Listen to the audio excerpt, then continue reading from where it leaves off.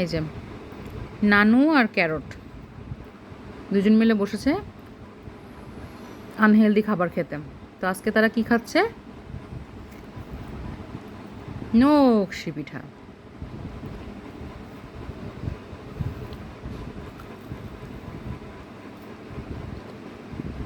ক্যারটের গরিব নানু যে একটা নকশি পিঠা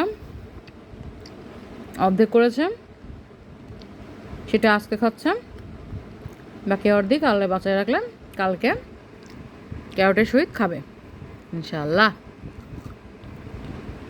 তাই না ক্যারট? কেমন পিঠা? এই যে একটু আছে, এই যে